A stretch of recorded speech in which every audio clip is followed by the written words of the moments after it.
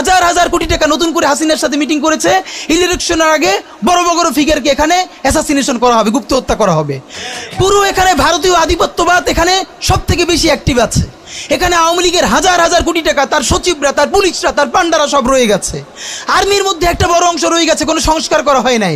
তারা বারবার স্যাবোটেজ করবার চেষ্টা করছে, এই রাষ্ট্রকে, এই সরকারকে ফেল করানোর চেষ্টা করছে।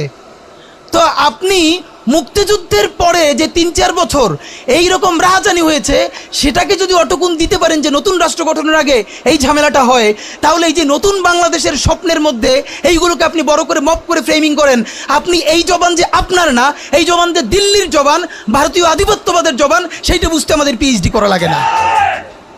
সুতরাং জুলাই সনদের সাথে নির্বাচনের ক্ষেত্রে শুধু আমাদের 2 মিনিট কথা।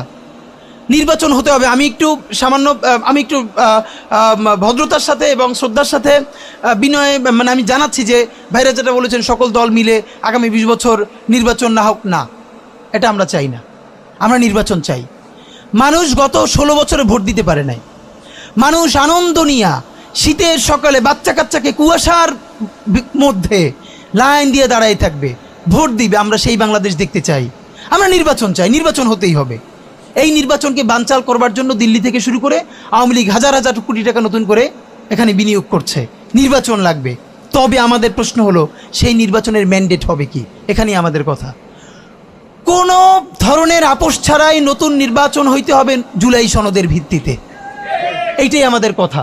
জুলাই সনদের ভিত্তিতেই নির্বাচন হতে হবে এবং জুলাই সনদের বৈধতা নির্বাচনের আগেই দিয়ে সেইটার ভিত্তিতে নতুন নির্বাচন হবে, যেই নির্বাচনের ম্যান্ডেট থাকবে নতুন সংসদে নতুন বাংলাদেশের জন্য আমাদের রাজনৈতিক দলগুলো মিলে নতুন সংসদের নতুন সংবিধান উপহার দিবে। যেই সংবিধান 72-এর বাকশালী সংবিধান, ফ্যাসিবাদী সংবিধান, যেই সংবিধানের কোনো ম্যান্ডেট ছিল না বাংলাদেশ রাষ্ট্রের সংবিধান করবার, কারণ তারা পাকিস্তান রাষ্ট্রের মধ্যে শপথ নিয়ে পাকিস্তান রাষ্ট্রের জন্য সংবিধান প্রণয়নের কথা বলেছিলেন, কিন্তু বাংলাদেশ রাষ্ট্রের কোনো ম্যান্ডেট তাদের কাছে ছিল না। তারপরে তারা সংবিধান রচনা করেছেন, এরপরেও তারা একটা সেই সংবিধানকে লেজিটিমেট করবার জন্য একটা গণভোট দেন নাই। এরপরে যারা 73-এর একটা ভোট চোরের নির্বাচন দিয়েছে, সেই 73-এর নির্বাচনের ভোটের ইশতেহারের মধ্যেও তারা এই সংবিধানকে তারা লেজিটিমেসি দেন নাই, ইশতেহারে রাখেন নাই। সেই সংবিধানকে যুগের পরে যুগ আমরা বয়ে বেড়াবো, সেই দায়বদ্ধতা তো আমাদের নাই।